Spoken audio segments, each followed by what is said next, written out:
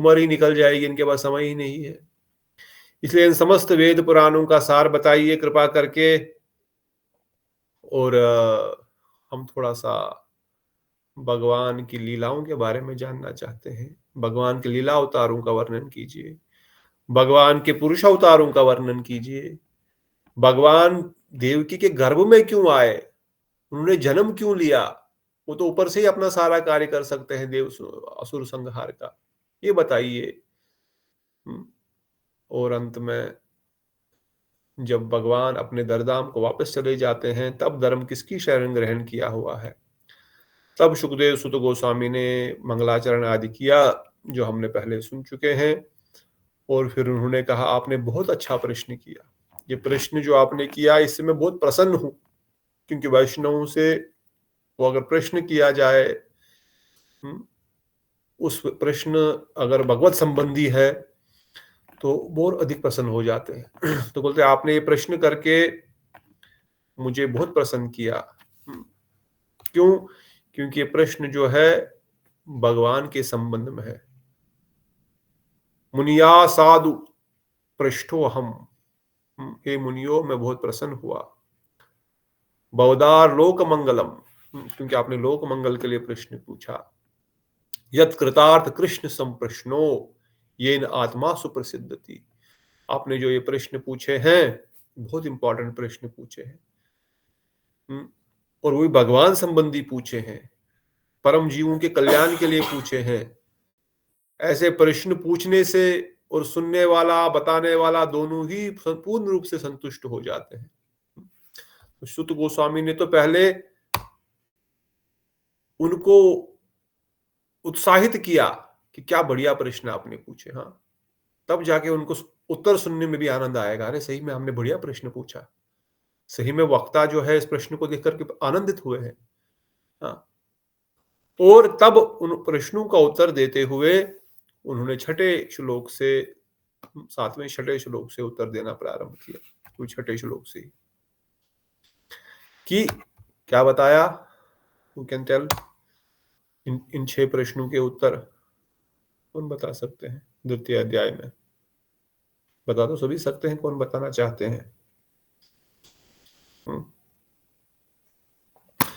तो सुत गोस्वामी ने कहा, सवै पुंसा परो धर्मो यतो भक्तिरदोक्षजे अहेतु की अपरिहता ये आत्मा सुप्रसिद्धति, कि भाई हे मुनियो, समस्त मनुष्य के लिए, समस्त जीवों के लिए, विशेषकर मनुष्य जीवन के लिए अगर कोई धर्म है, अगर कोई सरल उपाय है भगवत प्राप्ति का, तो वो है यथो भक्तिर अदोक्षजे, भगवान की भक्ति करना, अदोक्ष श्री कृष्ण की भक्ति करना। और किस प्रकार से उनकी भक्ति करना? मुझे 1 लाख दो, 10 लाख लो, 20 करोड़ दो, 50 करोड़ दो, मेरे घर के काम ठीक करो, बाहर के काम ठीक करो, अंदर के काम ठीक करो, नहीं। यथो भक्तिर अदोक्षजे, कैसे? अहेतु की अप्रहति हता, बिना किसी कारण के, बिना किसी लालच के, और बिना रुके। ऐसा नहीं थोड़ी देर के लिए हम रेस्ट ले लेते हैं, बहुत भक्ति हो गई, अभी थोड़ा सा अलग कुछ करते हैं, थोड़ा ज्ञान अर्जित करते हैं, थोड़ा कर्म कांड में घुस जाएंगे, थोड़ा ज्ञान कांड में घुस जाएंगे, थोड़ा बाकी विधि विधान कर लेंगे। नहीं, अहेतु क्या प्रयति हता, ये बिना रुके, बिना बिना कहीं से खंडित हुए और बिना किसी अभिलाषा के जो ऐसी भक्ति करता है, वही भगवत धाम को प्राप्त करता है। और यही समस्त धर्मों का सार भी है।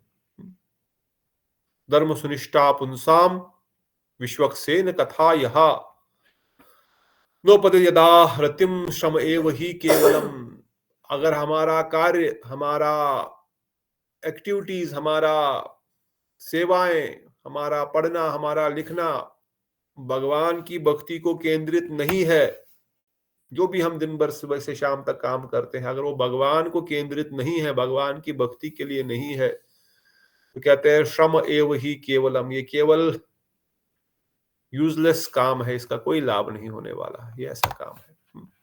तो तब उन्होंने इन दोनों प्रश्नों का उत्तर देते हुए भगवान की भक्ति ही समस्त वेद पुराणों का सार है, उनकी भक्ति करना ही हमारा एकमात्र कर्तव्य है। इंद्रिय भोग से हट करके उनकी भक्ति करना मैंने भी की है, बड़े बड़े राजा महाराजाओं ने भी की है। और फिर आगे भगवान के पुरुष अवतारों का वर्णन किया, जो प्रश्न तीसरा था। गर्भदक्षाय विष्णु, शिरोदक्षाय विष्णु, कर्णोदक्षाय विष्णु, इनका वर्णन किया। भगवान के लीला अवतारों का वर्णन किया, 24 भगवान के लीला अवतारों का वर्णन किया, जिसमें से दशावतार और फिर धन्वंतरी आदि, कपिल, परशुराम आदि, इन सब का वर्णन किया। उसके बाद अंत के प्रश्न का कि भगवान ने धर्म ने किसकी शरण ग्रहण की है, उसके उत्तर में उन्होंने बताया किसी श्रीमद् भागवतम की शरण धर्म ने ग्रहण करी है। तो ये है तीसरे अध्याय में उन्होंने इन प्रश्नों का उत्तर दिया। चतुर्थ अध्याय में उसी में उन्होंने कहा कि मैंने एक कथा सुखदेव गोस्वामी से सुनी, जब सुखदेव गोस्वामी ने परीक्षित महाराज को एक कथा सुनाई, तब मैं भी वहां बैठ करके ये कथा सुन रहा था। और फिर बोले, अच्छा आपने वहां पर कथा सुनी, क्यों सुनी? एक राजा राज्यपाट छोड़ करके क्यों गंगा किनारे बैठा हुआ है कथा सुनने के लिए, उसका कारण क्या है? ये प्रश्न पूछे आगे इसी अध्याय के अंत में, इसी तृतीय अध्याय में। तब फिर से 6 प्रश्न पूछे। Will not go in detail because first 6 are very important. तब उन प्रश्नों के उत्तर में उन्होंने समझाया कैसे परीक्षित महाराज को शाप हुआ, कैसे सुखदेव गोस्वामी वहां पर उपस्थित हुए, नारद मुनि, व्यासदेव भी वहां पर कथा सुन रहे हैं।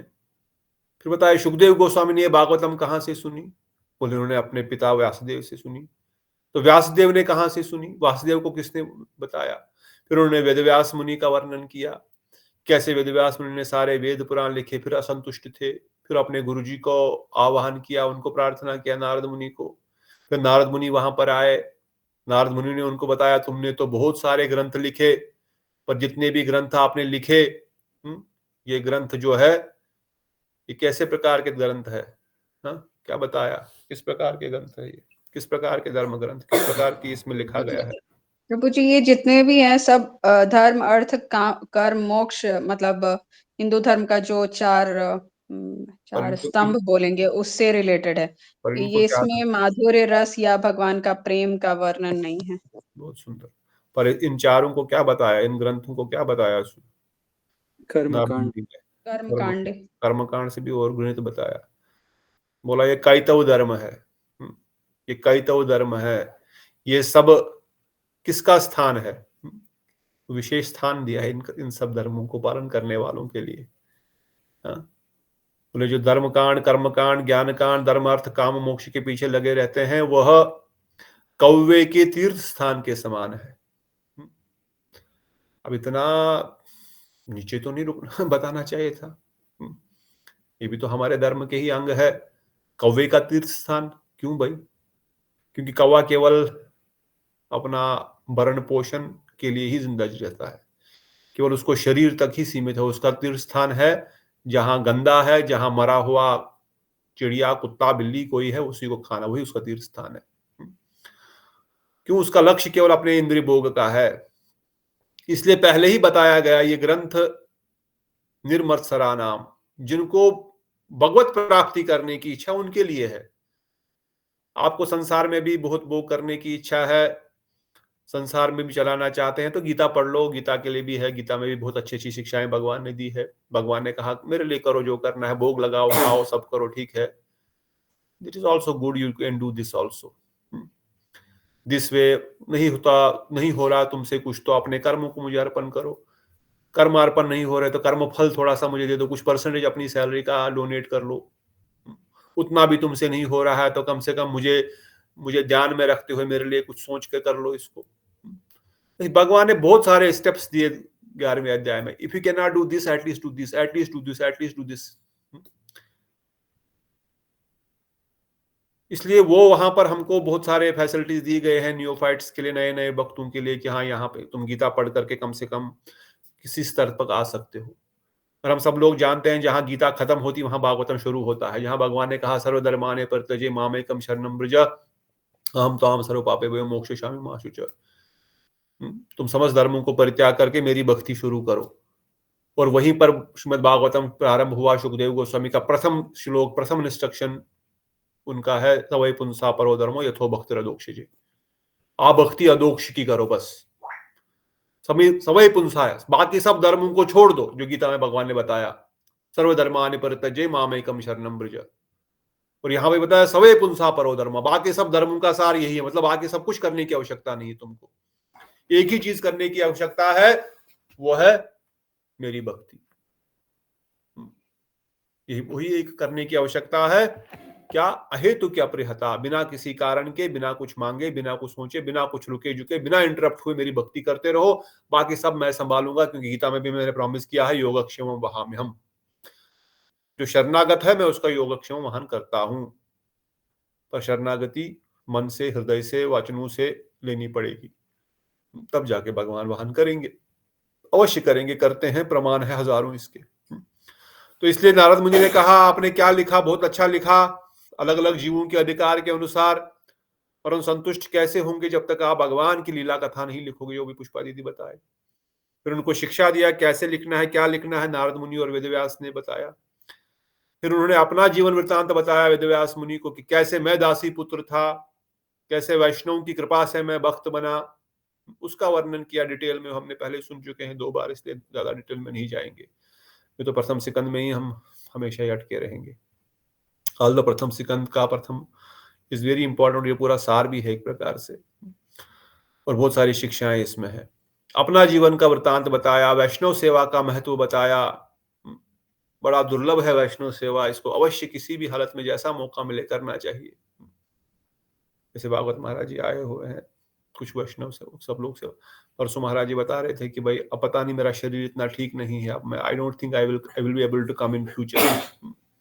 74 is really tough, and traveling, I am coming because so many devotees want me to come here, my disciples are here, my well-wishers are here, so I am coming, मतलब he is coming for us।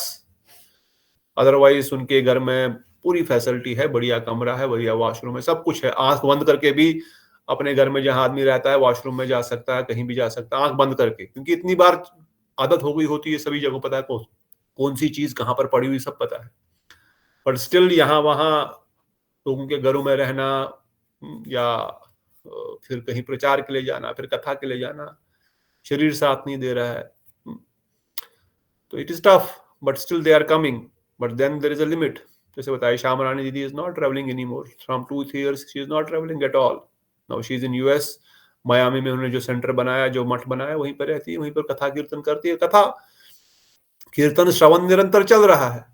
I may also have to stop, so it is rare opportunity. अभी इस बार हमको जिनको मिला, जितना मिला, कथा सुनने का, श्रवण करने का, सेवा करने का, दक्षिणा देने का, what ever way I am saying. हाँ, जब वैखंस महाराज यहाँ पे होते थे तो हम लोग बड़े आसान, टेक इट वेरी इजी। फिर जब चले गए तब पता लगा भाई कितना कठिन है वैष्णव संघ प्राप्त करना। फिर कुछ समय के लिए आते हैं, फिर वो भी now they are getting old. महाराज कल भी बता रहे थे, now all Prabhupada disciples have crossed 70s, most of them are leaving and few years more, so whoever has opportunity। उसी प्रकार से हमारे मठ में भी सीनियर वैष्णव लोग गुरुदेव के जाने के बाद बहुत कम भक्त है। तो नारद मुनि वही शिक्षा दे रहे हैं, जब मौका मिले सबसे पहले वैष्णव सेवा को धारण करो, अगली बार वो मौका मिले ना मिले, you never know, so when there is opportunity don't leave it, grab it, दोनों हाथों से उस सेवा को पकड़ो, अगली बार का मौका कुछ भरोसा नहीं। तो बताया कि इसी वैष्णव सेवा की कृपा से मैं नारद मुनि हूं, इन वैष्णवों की सेवा करने से ही मुझे ये सब प्राप्त हुआ, तब जाकर के मैं ब्रह्मा जी के मानस पुत्र के रूप में प्रकट हुआ। और फिर उन्होंने बताया, सुत गोस्वामी ने, किस प्रकार से महाभारत का अंत, महाभारत का लास्ट फेज फिर से बताया, कैसे महाभारत के अंत में द्रोण को सजा दी गई, उन्होंने सोते हुए 5 पांडवों को मारा, उसका कथा बताई। फिर कैसे द्रौपदी के गुणों का वर्णन करते हुए एक स्त्री कितनी दयालु होती है, कितनी सेवा भावना उनके अंदर होती है। इवन कृष्ण भी बोल रहे हैं मार दो, एक प्रकार से टेस्ट करने के लिए, भीम भी बोल रहे हैं मार दो, मगर बोल रहे नहीं नहीं नहीं, गुरु पुत्र को नहीं मारना चाहिए। उसके बाद हमने सुना कैसे भगवान श्री कृष्ण ने युधिष्ठिर महाराज को शिक्षाएं दी थी, पर फिर भी वो कष्ट में थे और पितामह भीष्म को अंतिम दर्शन देने के लिए सबको वह पितामह भीष्म के मृत्युशैया के ऊपर लेके गए और तब पितामह भीष्म से पांडवों को कथा सुनाई। और उसी समय जो परसों मकर संक्रांति गई, उस दिन पितामह भीष्म ने भगवान श्री कृष्ण को अपने समक्ष देख करके उन्होंने अपने समक्ष देख करके अपने प्राण त्यागे। फिर हमने सुना जब वापस आए युधिष्ठिर महाराज ने राज्यपाठ प्रारंभ किया, भगवान श्री कृष्ण द्वारिका की ओर प्रस्थान किए। लाइट जलाओ ना बाहर। और फिर किस प्रकार से श्री हरि द्वारिका में आए, उनका स्वागत हुआ, उनकी धर्मपत्नियां, पुत्र, सभी लोग कैसे दौड़ दौड़ करके आ रहे थे, कैसे उनको आनंद आ रहा था। उद्धव जी, अक्रूर जी, उग्रसेन जी, बाकी सब द्वारिकावासी बहुत समय बाद कृष्ण वहां पर आए। और उसके बाद परीक्षित महाराज जी का जन्म, उसके बाद विदुर जी आते हैं, धृतराष्ट्र को थोड़ा सा समझाते हैं कब तक गर्भ गृहस्थी में पड़ा रहेगा। जैसे हमारे शांति प्रिय प्रभु हमको समझा रहे थे, अभी कब तक हमको जॉब करते रहना है, जो हमने कॉलेज में डिसाइड किया था कुछ साल बाद हम निकलेंगे प्रचार प्रसार के लिए, अभी कब तक आप लोग बैठे रहेंगे। तो हम लोग मायापुर में विचार कर रहे थे, how much more, how long more. मतलब हम तो कर ही रहे हैं ऑलरेडी। बोले हाँ कर ही तो रहे, मगर मिल करके साथ में रह करके जो हमने जो वादे कहे थे उनको निभाना पड़ेगा। So thinking how we can plan better. क्यों, एक गुरुबाई जैसे धृतराष्ट्र विदुर के भाई है, तो भाई को समझा सकता है भाई के लेवल पर। तो उनको समझाया कब तक यहाँ पड़े रहेंगे, क्या खाते पीते सोते, अब तो बूढ़े हो गए, चलो निकलो अभी। तो तब धृतराष्ट्र ने अपना घर त्याग दिया गांधारी समेत। युधिष्ठिर महाराज थोड़े दुखी भी हुए, कहाँ चले गए, पर नारद मुनि ने कहा चिंता मत करो, उनका गंतव्य की ओर वो आगे बढ़ रहे हैं, कुछ दिनों बाद वो जो है परम धाम को प्राप्त हो जाएंगे अपने तपस्या के बल से। और कुछ समय बाद उनको इंडिकेशन भी दिया कि कृष्ण भी धरती को छोड़ करके जाने वाले हैं, ऑल्दो डायरेक्ट नहीं बताया, पर इंडिकेशन दे दिया कि शीघ्र ही भगवान श्री हरि भी जाने वाले हैं। और बहुत समय तक जब अर्जुन वापस नहीं आए, द्वारिका से कृष्ण के साथ गए थे, तब युधिष्ठिर महाराज भी बड़े चिंतित हुए, क्या हो रहा है, क्यों नहीं आ रहे हैं। और फिर जब अर्जुन आए और उनके तेज को देख करके, उनके मुख को देख करके अब समझ गए कुछ तो गड़बड़ है, तब उन्होंने श्री हरि के भगवत धाम वापस जाने की कथा सुनी और पांचों पांडव उसी समय घर त्याग करके निकल पड़े। महाराज परीक्षित को राज्यपाठ दे दिया और उनको कहा आप चलाइए, अभी हमारा समय हो गया, हम एक क्षण भी नहीं रह सकते। द्रौपदी समेत, कुंती समेत पांचों पांडव जो है नॉर्थ की ओर प्रस्थान किए। तब महाराज परीक्षित ने कई सारे अश्वमेध यज्ञ किए, वो भी पराक्रमी राजा है, युधिष्ठिर महाराज से अधिक उन्होंने यज्ञ किए। सब जगह उनका गुणगान हो रहा था, सब जगह उनके पूर्वजों का गुणगान हो रहा है। और फाइनली उन्होंने देखा एक कलयुग आ रहा है, एक बैल की टांग तोड़ना चाहता है, माता धरती माता रो रही है, बैल उनसे बात कर रहा है। धर्म है बैल और धरती माता है गाय, दोनों ही दुखी अवस्था में हैं और दोनों ही कष्ट में एक दूसरे से बात कर रहे हैं कि भाई हमारा क्या होगा, आप दुखी क्यों हो, बैल को पूछ रहे, माता बोले आप क्यों दुखी है। दोनों इस प्रकार से कथा वर्णन करते हुए समझ आते हैं कि कैसे हम लोग भगवान धरती से चले गए हैं। फाइनली महाराज परीक्षित कलयुग को रोकना चाहते हैं, परंतु कलयुग में एक गुण भी है, कलिदोषी निदेरा महात्मुना।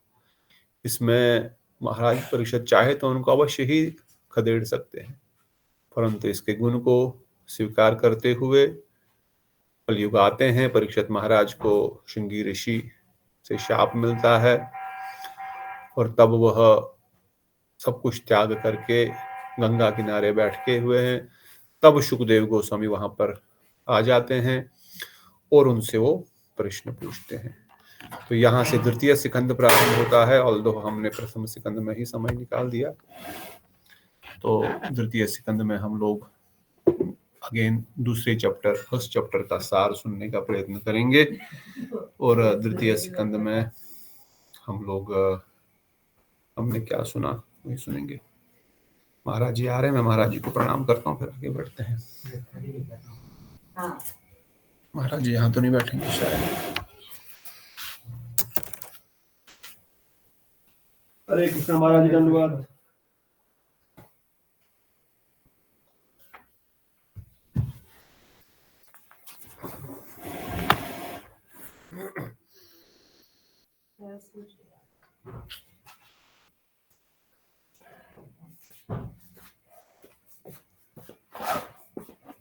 दरवाजा लाइट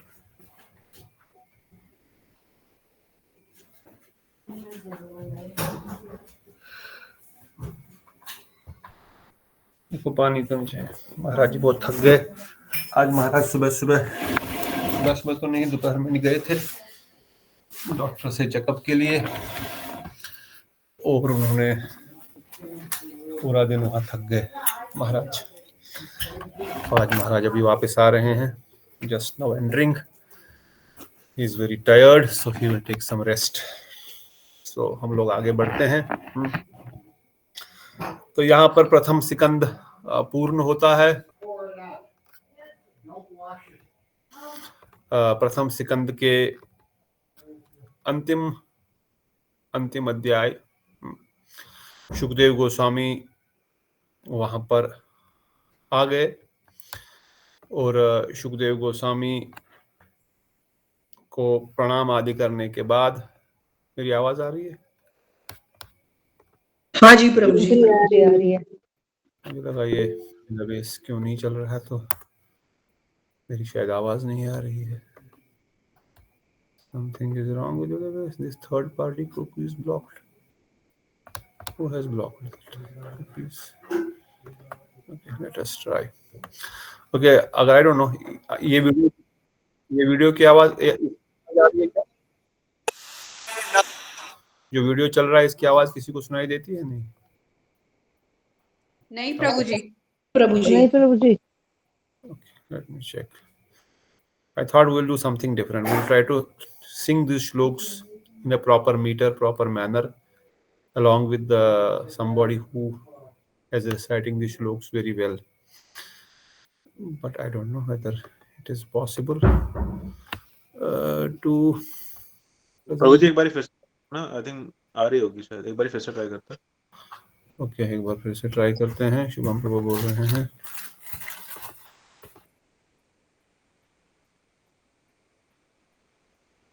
आ रहा है कुछ? नहीं, आवाज नहीं आ रही है। आवाज नहीं आ रही, हम देख सकते हैं बस। आवाज नहीं आ रही ना? आवाज आने के लिए कुछ तो करना है। I need to do something here. Okay ठीक है, बाद में मैं इसको sort it out later. Let us go back to our book. Should we waste time वैसे ही कम है। ओके, तो यहाँ पर प्रथम सिकंद के अंतिम अध्याय में सुखदेव गोस्वामी, पानी वानी दे दो, पधारे हैं और उनको सबने प्रणाम किया। परीक्षित महाराज उनका ही इंतजार कर रहे हैं। वह जानना चाहते हैं कि जो व्यक्ति मृत्यु के निकट है और विशेषकर से साधारण जन समुदाय के लिए सबसे सरल उपाय क्या है। वहां पर वह 6 प्रश्न करते हैं। अगेन 6 प्रश्न एक ही चीज को केंद्रित करते हुए हैं, परंतु बहुत इंपॉर्टेंट वो पूछ रहे हैं, बता रहे हैं। इस अध्याय के अंतिम श्लोक में, अंतिम नहीं, लास्ट बट 2, 3 कि आप कृपा करके बताइए जिनकी आयु बहुत कम है, उनको क्या सुनना चाहिए, क्या करना चाहिए और किसका भजन करना चाहिए और क्या नहीं करना चाहिए।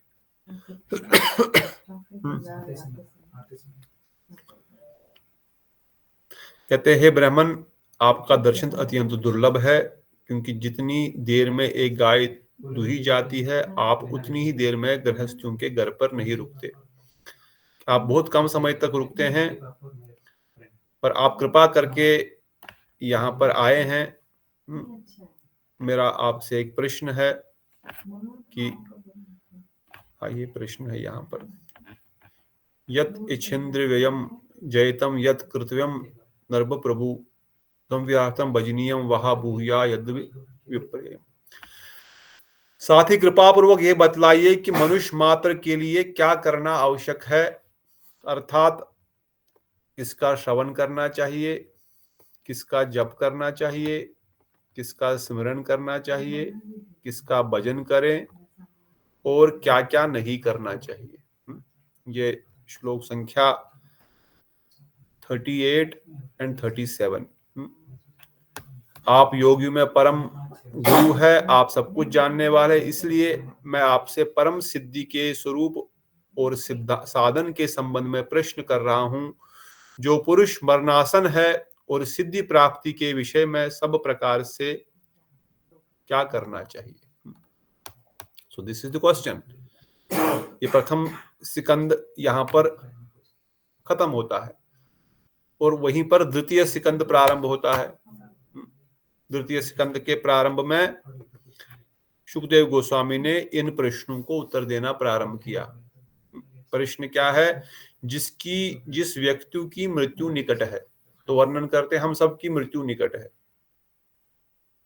हम सबकी मृत्यु निकट है। हमने ऑलरेडी बृहद भागवतम में सुना, ब्रह्मा जी की आयु कितनी है, इंद्र की आयु कितनी और हमारी आयु कितनी है। हाँ, जैसे शांति प्रभु बता रहे थे, ब्रह्मा जी के एक दिन में कितने इंद्र आते हैं। हाँ, will not go much detail, but still this question, this point of new learning। हाँ, 14 इंद्र आते हैं। और ब्रह्मा जी का एक दिन में कितने घंटे होते हैं? 14 घंटे। एक दिन में 14 घंटे और रात्रि में भी 14 घंटे। तो एक इंद्र कितनी देर के लिए बना है? इंद्र को कितना टाइम मिला? 1 घंटा। 1 घंटा, सिंपल। अगर 14 इंद्र आते हैं ब्रह्मा जी के एक दिन में, तो एक इंद्र को 1 ही घंटा मिलेगा ना। तो एक इंद्र का पूरा कार्यकलाप कितना बड़ा है? ब्रह्मा जी का बस 1 घंटा। पर इंद्र कितने दिन राज्य करता है, कितने समय तक राज्य करता है? कितने समय तक राज्य करता है इंद्र? इंद्र का समय कितना है? व्हाट इज द इंद्र पदवी, इंद्र का राज्यपाठ कितने समय तक होता है? प्रभु जी 1 मनवंतर तक। 1 मनवंतर, वेरी गुड। 1 मनवंतर कितने चतुर्युग होते हैं? 1000 नहीं, 1000 का 72 होते हैं शायद, 71 या 71, 71 याद रख लो। ब्रह्मा जी का एक दिन 1000 चतुर्युग है, पर इंद्र 1 मनवंतर कितने चतुर्युग है? 71 चतुर्युग। 71 चतुर्युग, नॉट जस्ट कलयुग जो 4,32,000 है, not just Dwapar, not just Treta, not just सतयुग। ऐसे कलयुग, द्वापर, त्रेता, सतयुग जब पूरा साइकिल पूरा होता है तो कितने दिन हो जाते हैं, कितने साल हो जाते हैं? दिन छोड़ दो, एक चतुर्युग में कितने साल होते हैं? कितने साल होते हैं? 43 लाख ईयर्स। 43 लाख ईयर्स। एक चतुर्युग में 43 लाख ईयर्स है। ऐसे ही 71 चतुर्युग जब पूर्ण होते हैं तब एक इंद्र का समय खत्म हो जाता है। पर वो एक इंद्र का समय ब्रह्मा जी की दिन के हिसाब से कितने घंटे हैं, कितने दिन है, कितने साल है? ब्रह्मा जी के उम्र के हिसाब से कितने दिन है एक इंद्र की? 360 डेज। 1 घंटा। 1 घंटा बोला ना। ब्रह्मा जी के एक दिन में कितने इंद्र आते हैं? 14 इंद्र। ब्रह्मा जी के एक दिन में कितने घंटे होते हैं? 14 घंटे। 14 घंटे, करेक्ट। इसके लिए एक इंद्र के लिए 1 घंटा। एक इंद्र के लिए 1 घंटा। 1 घंटा। ब्रह्मा जी का 1 घंटे में एक इंद्र खत्म मतलब उसका कार्यकलाप खत्म। वो मरता नहीं है, उसका कार्यकलाप खत्म। वो क्या ड्यूटी उसको दी जाएगी बाद में देखा जाएगा, और उसकी ड्यूटी खत्म हो गई, है कि नहीं? Just 1 hour of Brahma is the age of Indra. पर वो इंद्र का हमारे हिसाब से देखेंगे तो कितने चतुर्युग हमारे यहाँ बीत जाएंगे? इस धरती पर कितने चतुर्युग बीत जाएंगे? कितने बीतेंगे? 71। हाँ, वेरी गुड। सब नहीं बोलना है, वो तो आसान। 71। एक मनवंत्र 71। 1 इंद्र इज 1 मनवंत्र। 1 मनवंत्र इज 71 चतुर्युग। 1 चतुर्युग is how many years? 43 lakh years. 43 lakh some change. So can you imagine what is our age? What are we doing? Where are we standing? Not even 100 years.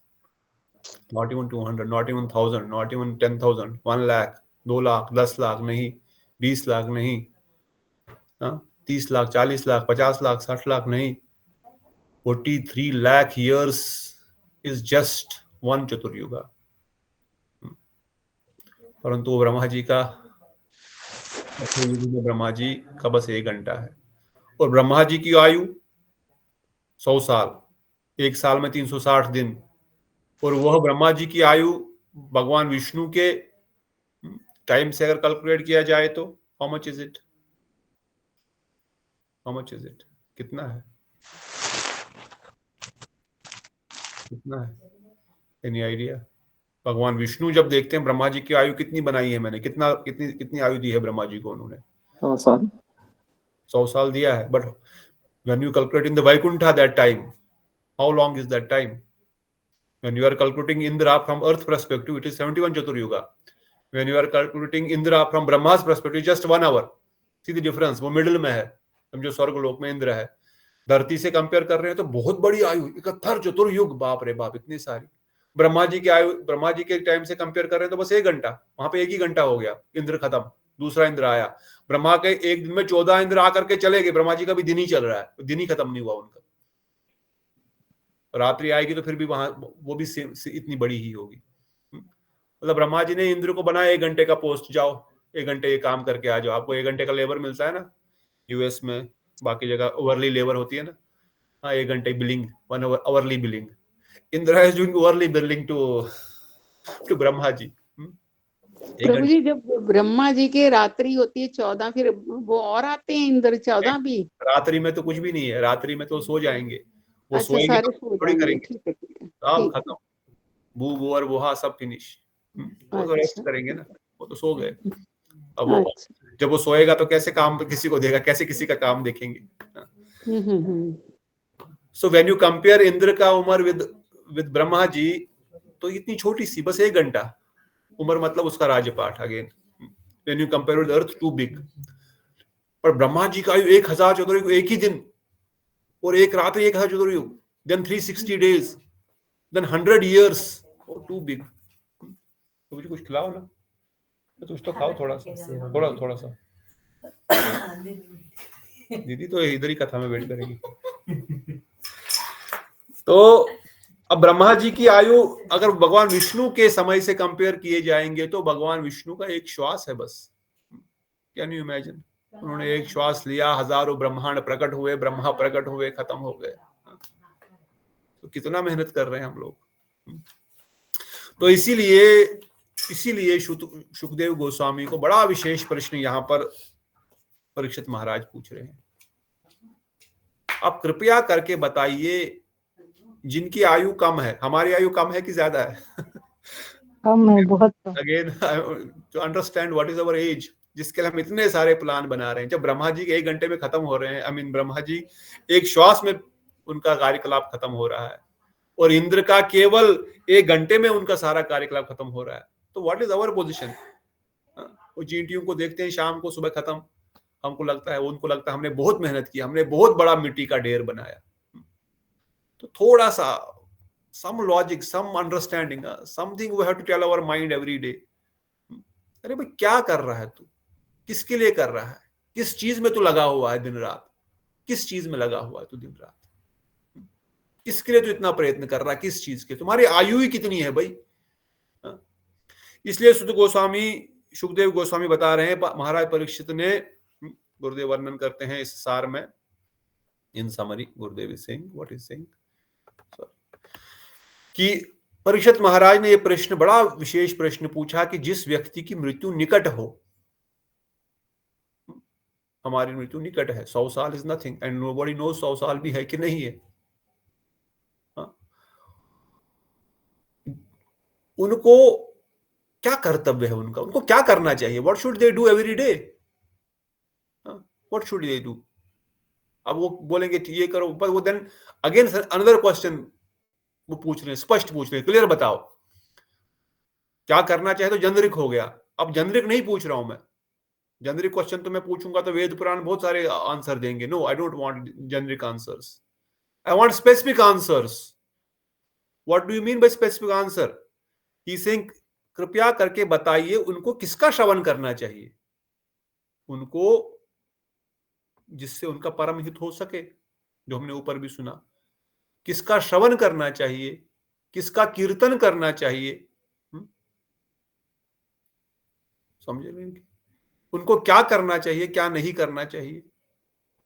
इसलिए उस व्यक्ति के परम मंगल हरि कथा अब उत्तर दे रहे हैं, अगले इसी श्लोक, अगले श्लोक में। तो प्रथम स्कंद का सार और प्रथम अध्याय यहां से प्रारंभ हुआ। ये इंपॉर्टेंट बहुत अध्याय है, आगे I know we have lost the time, पर कल हम इसको पूर्ण करेंगे। I don't want to jump, although इसके बाद हम ज्यादा इसमें नहीं घुसेंगे। प्रथम स्कंद, नॉट इन प्रथम स्कंद, I have to go to द्वितीय स्कंद प्रथम अध्याय। ओके, तो गुरुदेव यहाँ पे तात्पर्य में लिख रहे हैं, पिछले अध्याय में राजा परीक्षित ने सुखदेव गोस्वामी से प्रश्न पूछे थे कि जो पुरुष मरणशील है उसे संपूर्ण सिद्धि अर्थात भगवान के चरणों की प्राप्ति के लिए क्या करना चाहिए। पहले तो बताया जो मरणशील है उसके लिए उत्तम कार्य क्या है, फिर स्पष्ट पूछा उसे क्या करना चाहिए, कौन से विषयों को सुनना चाहिए, किसका जप करना चाहिए, किसका सिमरन करना चाहिए तथा भजन करना चाहिए, उस व्यक्ति के लिए करने योग्य है और क्या नहीं। इन प्रश्नों उत्तर है। तो प्रथम अध्याय में यही परीक्षित महाराज ने जो प्रश्न पूछे, अब सुखदेव गोस्वामी बिना विलंब किए, इवन गुरुदेव लिखते हैं, इवन सुखदेव गोस्वामी आगे खुद बताते हैं कि उन्होंने तो मंगलाचरण भी नहीं किया। कभी कभार हम भी भूल जाते हैं, अरे फटाफट खत्म करना है, बोलना है। उन्होंने मंगलाचरण करने के बगैर ही प्रश्न का उत्तर देना प्रारंभ किया, बाद में मंगलाचरण किया। पूरा उत्तर देने के बाद बोला अब मैं प्रणाम करता हूं अपने गुरुदेव को, वैष्णव को, भगवान को, because he is so much enthusiastic to answer this question. उनको इतनी उत्सुकता है इस प्रश्न को उत्तर देने के लिए, इससे बढ़िया कोई दूसरा काम है ही नहीं, सुखदेव गोस्वामी वर्णन करते हैं। तब उत्तर देते हैं, वरीनेश ते प्रश्ना कृतो लोकहितम नृपा आत्मवितस्तमं पुंसा श्रोतम व्याशु सपरा। क्या बताते हैं, कुछ श्लोकार्थ पढ़ना चाहते तो पढ़ सकते हैं। मैं पढ़ती हूँ। पिछले अध्याय में राजा परीक्षित ने श्री सुखदेव गोस्वामी से प्रश्न पूछे थे कि जो पुरुष मरणशील है उससे संपूर्ण स्थिति अर्थात भगवान के चरणों की प्राप्ति के लिए क्या करना चाहिए, कौन से विषयों को सुनना चाहिए, जिसका जप करना चाहिए और किसका स्मरण तथा भजन करना चाहिए, उस व्यक्ति के लिए क्या करने योग्य है और क्या नहीं। इस प्रश्नों के उत्तर में ही श्री सुखदेव गोस्वामी ने कहा, हे राजन, आपने अति उत्तम प्रश्न पूछे हैं। इन प्रश्नों में कोई प्राकृत दोष नहीं है, ये सभी लोगों के लिए बड़े हितकारी है तथा ये प्रश्न यहाँ आपकी सभा में उपस्थित समस्त आत्मज्ञानी मुक्त जनों के द्वारा ही सम्मत हैं। तो बोलते हैं ये प्रश्न जो है बहुत ही इंपॉर्टेंट है, और ये प्रश्न केवल उनके लिए नहीं जो मरणशील है, ये प्रश्न केवल उनके लिए नहीं है जो मुक्ति प्राप्त करना चाहते हैं, जो ऑलरेडी मुक्त हो चुके हैं, अर्थात जो मुक्ति की अवस्था तक पहुंच चुके हैं, जिनका कोई संसार से कोई लोभ मोह नहीं है, उनके लिए भी ये प्रश्न बहुत इंपॉर्टेंट है। तो आप उत्तर में बताते हैं, श्रोतव्यादीनम राजेंद्र नरनासंतः सहर्षसा अप्यष्टामि अव्यक्तम ग्रहेषु ग्रहिमेदिनाम। क्या बता रहे हैं उत्तर में, कोई पढ़िए। हे राजश्रेष्ठ, जिनका चित्त ग्रह में आसक्त है और जो ग्रह में भी पंच सुना पारायण है, तथा मैं कौन हूँ, मैं क्या कर रहा हूँ। उखल, ये भी पढ़ना प्रभु जी। पढ़ लीजिए, उखल पंच जोता क्या होता है, पढ़ लीजिए। उखल जोता चूल्हा गड़ा और समार्जन झाड़ू गृहस्थों के लिए ये 5 पंचसूना या प्राणी हिंसा के आगे। भविष्य में मेरा क्या होगा, किस प्रकार से मेरा उद्धार होगा इत्यादि आत्म तत्व के ज्ञानी के समलोचन के प्रति उदासीन है। ऐसे व्यक्तियों के लिए कहने, सुनने और सोचने के लिए अत्यंत असंख्य बातें हुआ करती है। अभी सुखदेव गोस्वामी बता रहे हैं कि देखिए, आपने बहुत इंपॉर्टेंट प्रश्न पूछा, और ये प्रश्न उन लोगों के लिए है जो भगवत भजन करना चाहते हैं। पहले तो मैं बताऊं कौन से लोग इस प्रश्न के लिए नहीं बने हैं, कौन से लोगों को इस प्रश्न में कोई रुचि नहीं है, या कौन से लोग इस पे ध्यान नहीं देंगे। कहते हैं जो जिनका चित्त ग्रह में आसक्त है, जिनका चित्त घर में आसक्त हो चुका है, जिनको ग्रहमेदी कहते हैं। ग्रहमेदी क्या करते हैं, पंचसून, उनके घर में रोज ही जूते के अंदर, चूल्हे में, झाड़ू में, गड़े में कोई ना कोई प्राणियों की हत्या होती रहती है। झाड़ू मारेंगे तो कितने सारे कीड़े मकोड़े मर जाते हैं। खाना बनाते हैं तो कितने सारे जीव जंतु उसके अंदर होते हैं, वी नेवर नो। तो कहने का तात्पर्य है, कहते हैं जिनका चित्त ग्रह में फंसा हुआ है, जिनकी मन केवल गृहस्थी में ही आसक्त है, जो ग्रहमेदी है, तथा मैं कौन हूं, मैं क्या कर रहा हूं, भविष्य में मेरा क्या होगा, किस प्रकार से मेरा उद्धार होगा इत्यादि आत्म तत्व के ज्ञानी समलोचन प्रति उदासीन, इसके प्रति उनका कोई लेना देना, उदासीन है। They don't have any concern about what is going to happen to me. मेरा कौन है, मेरा मरने के बाद क्या होगा, मैं क्यों कष्ट भोग रहा, कोई लेना देना नहीं उनसे। क्यों? ऐसे लोगों के लिए बहुत सारे ग्राम्य कथाएं शुद्ध गोस्वामी कहते हैं, ऐसे लोगों के लिए कहने सुनने के लिए असंख्य बातें हैं। मतलब जिनको भगवत संबंधी कोई रुचि नहीं है, ऐसे लोगों को कहने सुनने के लिए बहुत सारे संसार के हजारों न्यूज़पेपर आ रहे हैं, हजारों यूट्यूब है, इंस्टाग्राम है, ट्विटर है, और क्या है, और पता नहीं क्या क्या है, टिकटॉक है, और भी पता नहीं। ऐसे लोगों के लिए सुबह सुबह नींद खोलने से लेकर के शाम को सोने तक, या रात को सोएंगे भी नहीं, 24 घंटे ही अगर उनको मोबाइल दिया जाए तो 24 घंटे उसी पे रहेंगे। उनके लिए सुनने के लिए, कहने के लिए बहुत कुछ है। किन के लिए? जिनको कोई लेना देना नहीं है आत्मकल्याण के लिए। ऐसे व्यक्तियों की आयु व्यर्थ ही बीत जाती है। शुक्र को उसके वर्त करते।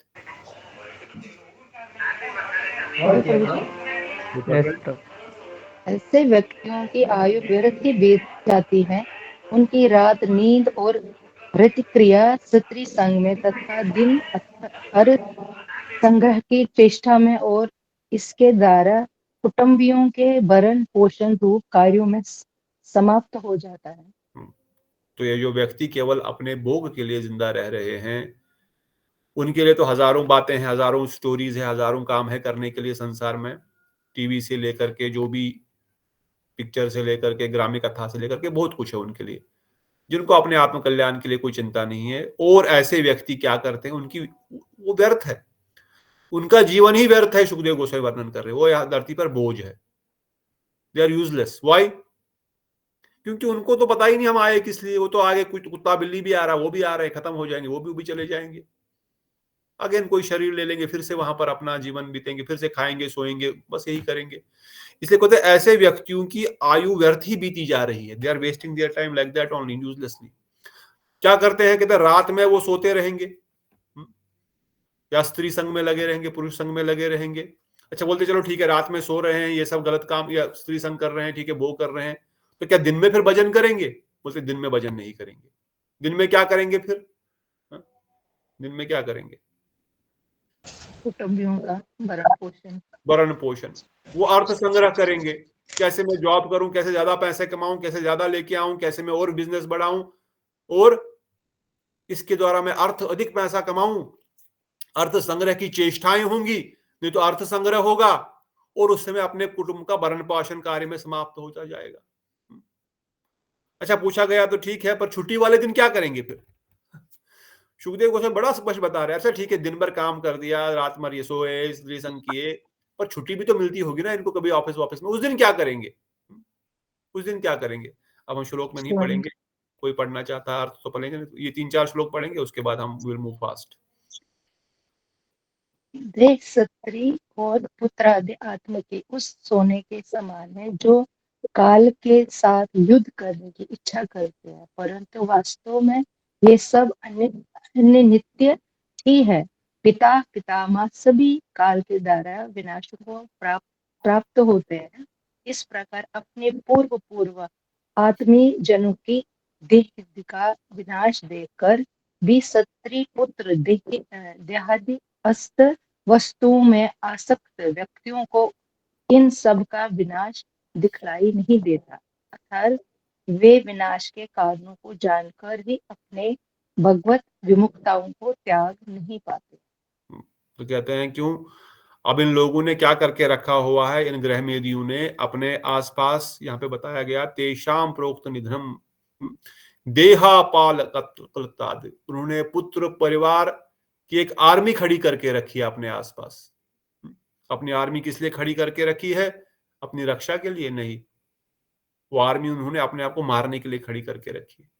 उनको उनसे इतनी आसक्ति है कि वो चाहते, अगर वो भगवत भजन करना भी चाहते हैं, परंतु पुत्र से इतनी आसक्ति हो गई है, पुत्री से इतनी आसक्ति है, परिवार से इतनी आसक्ति है, वह व्यक्ति निरंतर उनका ही चिंतन करता रहेगा, और ये जानते हुए भी कि ये भी विनाश होने वाले हैं, ये मेरे साथ में आने वाले नहीं है। और इसका प्रमाण उनके पास है, ऑलरेडी दादाजी चले गए हैं, ऑलरेडी दादी चली गई है, परदादी चली गई है, अभी इनका समय भी आया है जाने का। पर फिर भी ये देखते हुए भी कि इन सबका नाश होने वाला है, स्त्री पुत्र, फिर भी इसमें, इस असत वस्तु में उसको इतनी आसक्ति है जो टेम्पररी है, जो असत है, जो रहने वाला नहीं है, और उनके विनाश के कारण जानकर भी वह भगवत विमुक्ता त्यागते नहीं है। फिर भी वो भगवान के उन्मुख नहीं होते, फिर भी भगवान से विमुख ही रहते हैं वो।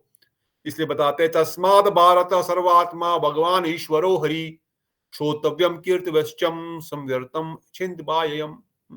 हे भरत वंशियों के मुकुटमणि परीक्षित, हे भारत के मुकुटमणि परीक्षित, जो व्यक्ति समस्त प्रकार के भय का निवारण करने वाला, सर्व आनंदमय तथा पुरुषार्थ प्राप्त रूपी अभय को प्रदान करना चाहते हैं, उन समस्त जीवों के परमात्मा अभय प्रदान करने वाले भगवान हरि के विषय में ही श्रवण कीर्तन और स्मरण करना चाहिए। प्रश्न था कि जो व्यक्ति अपना परम कल्याण चाहता है, जो व्यक्ति मृत्यु निकट है, जिस व्यक्ति को परम कल्याण चाहिए, उसको क्या करना चाहिए? तो भगवान स्पष्ट वर्णन करते, एक ही शब्द में बता रहे हैं। There is no if, but, yes, no, maybe, may not, I advise, I request, no. He saying उन समस्त जीवों को परमात्मा अभय प्रदान करने वाले भगवान श्री हरि के विषय में ही, there is no maybe, there is he, there is must, they must. If you read English translation by Srila Prabhupada, he said they must hear, श्रवण कीर्तन और सिमरन करना चाहिए। तीन ही चीजें उसको करनी, और कुछ नहीं करना उसको।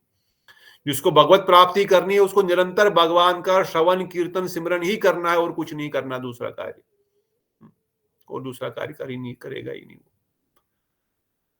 जो समस्त प्रकार के भयों का निवारण करने वाले, भगवान समस्त प्रकार के भयों को निवारण करने वाले हैं। वो सर्व आनंदमय है, वो आपको भी आनंद प्रदान करने वाले, हम सबको आनंद प्रदान करने वाले हैं। वो अभय पद को प्राप्त करना चाहता है, जो भगवत धाम को जाना चाहता है, जो अभय पद को प्राप्त करना चाहता है, वो केवल यही करेगा। फिर बताया एतावान सांख्य योगाभ्य सर्वा धर्म पर निष्ठया जन्म लाभा परा पुंसामते नारायण स्मृति। इस जन्म का क्या असली वैल्यू है? How do you think my life is successful? कहते हैं सांख्य योग ज्ञान के द्वारा, योग के द्वारा, अथवा अपने स्वधर्म विशेष निष्ठा के साथ नारायण का सिमरन करना ही मनुष्य जन्म प्राप्ति करने का श्रेष्ठ फल है। किंतु जन्म के अंत में अर्थात मृत्यु के समय भी श्री नारायण की स्मृति ही सर्वश्रेष्ठ प्राय वस्तु है। इसकी महिमा अनंत है और इससे मनुष्य का जन्म सार्थक एवं कृतार्थ होता है। तो एकमात्र भगवान नारायण की स्मृति ही अंतकाल में हमको भगवत धाम प्राप्त करा सकती है और दूसरा कुछ नहीं। कैसे भी आप सांख्य के द्वारा, स्वधर्म का पालन करने के द्वारा, निष्ठा के साथ जीवन भर सिमरन करें, पर अंतकाल में सिमरन नहीं हुआ तो भी कोई लाभ नहीं। इसलिए सुनने योग्य हरिकथा है। प्रश्न था क्या मनुष्य के लिए सुनने योग्य है जिससे वो भगवत धाम को प्राप्त कर सकता है? बड़ा सरल बताया, सुनने योग्य भगवान की हरिकथा है। उसको लिए क्या उसको कीर्तन करना चाहिए? उसको भगवान के नाम कथा का कीर्तन करना चाहिए। क्या उसको पूजन करना चाहिए? उसे भगवान श्री हरि का ही पूजन करना चाहिए। और क्या नहीं करना चाहिए? जो उससे विपरीत है वो सब उसको नहीं करना चाहिए। That is it, very simple.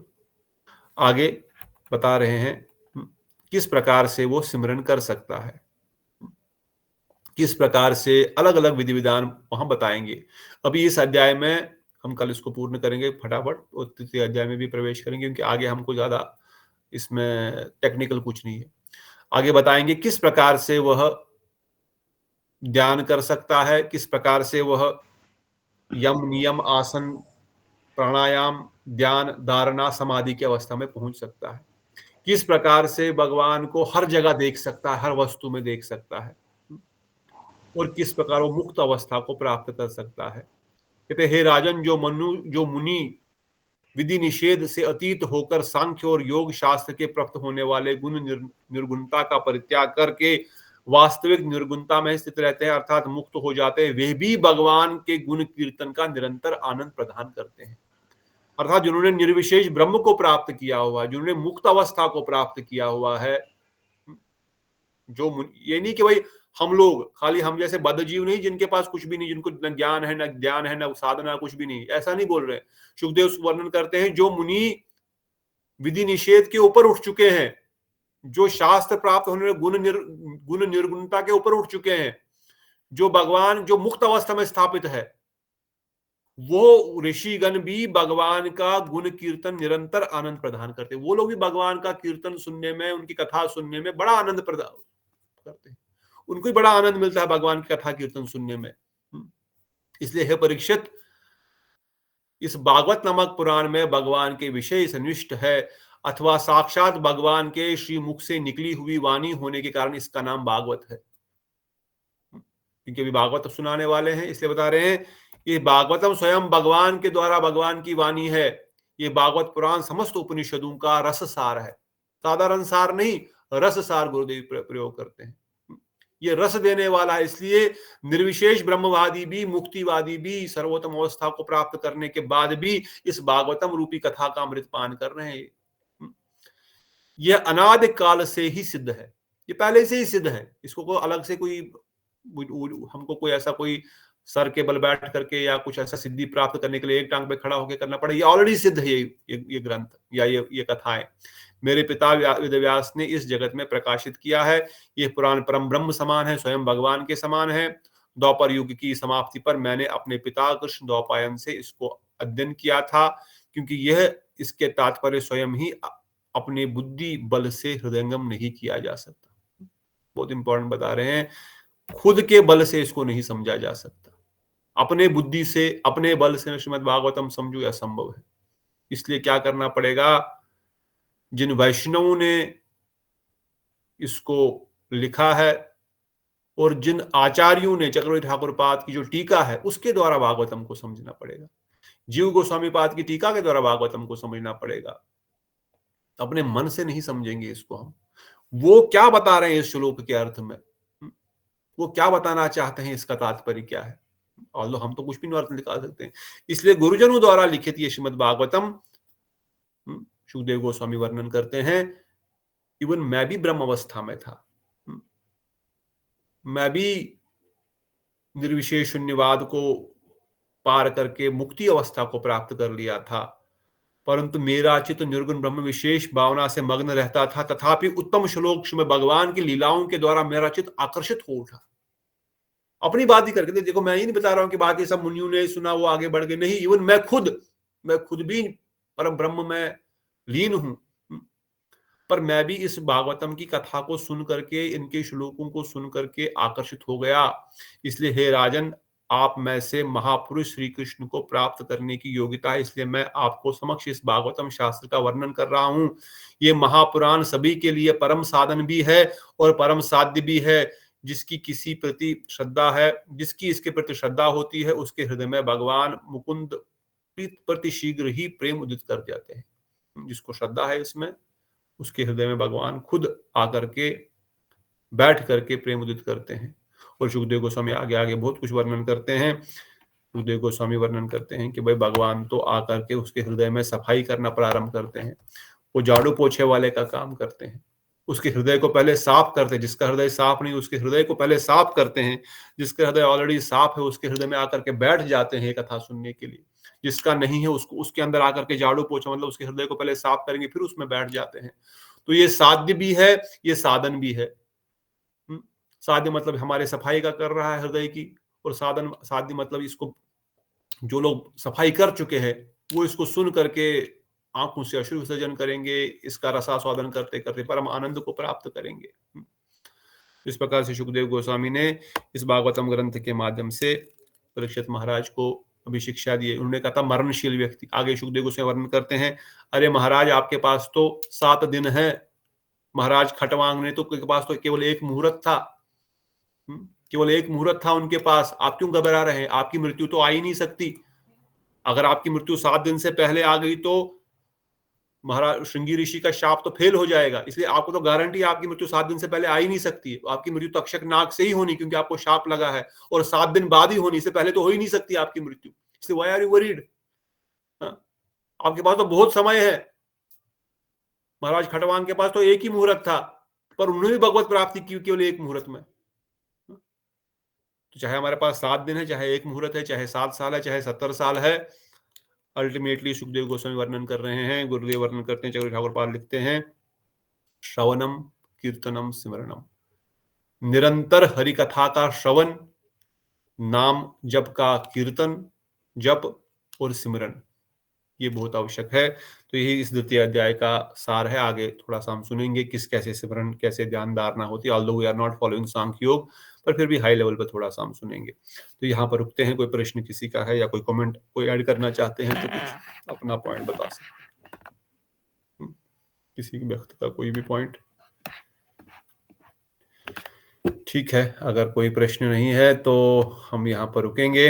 आप सब भक्तगण की कृपा से फिर से हम श्रीमद् भागवतम के इन गूढ़ रहस्यों को सुन रहे हैं, बोल रहे हैं, ताकि हमारा हृदय में भी भगवान श्री हरि के प्रति दृढ़ श्रद्धा उत्पन्न हो और साधन भजन को हम और अच्छे से कर सकें। और यही साधन भी, यही साध्य भी है। खाली नहीं कि भाई हमको इससे अपना पवित्रता करनी है, नहीं, ये कथा सुनने में भी आनंद है। आई डोंट नो कितनों को आता है, पर मैं बोलते हुए भी और सुनने में बड़ा आनंद आता है। तो भगवत धाम में, गौर महाप्रभु के धाम में भी यही होता है, निरंतर हरि कथा, निरंतर हरि कीर्तन।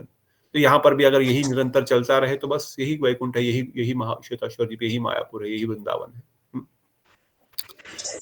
तो इन्हीं वचनों के साथ अगर किसी का कोई प्रश्न नहीं है तो यहाँ पर रुकते हैं। बोलो श्रीमद् भागवतम महापुराण की जय, श्री सुखदेव गोस्वामी की जय, परीक्षित महाराज की जय, श्री ठाकुर पाद की जय, श्रीला जीव गोस्वामी पाद की जय, श्री गुरु महाराज की जय, सचिनंदन गौर हरि की जय, राधा गोविंद गोपीनाथ मदन मोहन ललिता विशाखा जू की जय, अनंत अनंत कोटि वैष्णव वृंद की जय, नित्याय पूर्ण प्रेमानंदे हरि हरि हरि बोल। दीदी नीतू दीदी हरी हरी बोले हरि बोल। हरे कृष्ण। बहुत